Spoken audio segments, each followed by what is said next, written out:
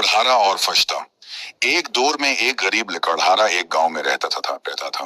वो रोजाना सुबह सवेरे जंगल जाता और दरख्तों से लकड़ियां काटकर उन्हें बाजार में बेचता। उसी आमदनी से उसका और उसके खानदान का गुजारा होता। उसके पास एक पुराना सा लोहे का कल्हाड़ा था जो तो उसकी सबसे कीमती चीज थी, क्योंकि इसी से वो रोजी कमाता था। एक दिन जब वो हसब मामूल लकड़ियां काट रहा था तो वो एक दरिया के किनारे पहुंचा। उसने दरिया के पास मौजूद एक दरख्त पर कल्हाड़ा मारा ही था कि कल्हाड़ा उसके उसके हाथ से फिसल कर सीधा दरिया में जा गिरा। पानी बहुत गहरा था और कल्हाड़ा नजरों से ओझल हो गया। ये मंजर देखकर लकड़हारा बहुत अफसरदा हुआ।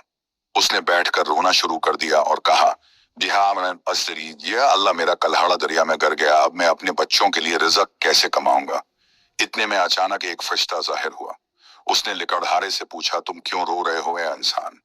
लकड़हारा बोला, मेरा कल्हाड़ा दरिया में गिर गया है और वही मेरी रोजी का जरिया था। अब मैं क्या करूं। फरिश्ता ने उसे तसल्ली दी और कहा, गम ना करो, मैं तुम्हारी मदद करता हूं। ये कहकर फरिश्ता दरिया में गया और थोड़ी देर बाद एक सुनहरा कल्हाड़ा निकाल कर लाया। उसने लकड़हारे से पूछा, क्या ये तुम्हारा कल्हाड़ा है।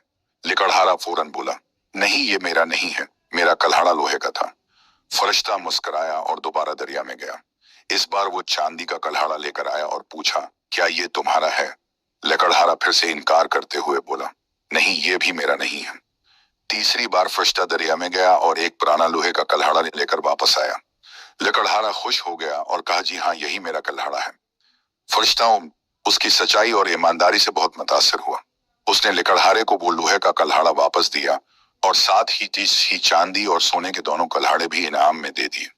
लकड़हारा बहुत खुश हुआ और शुक्रिया अदा करके अपने घर वापस आ गया।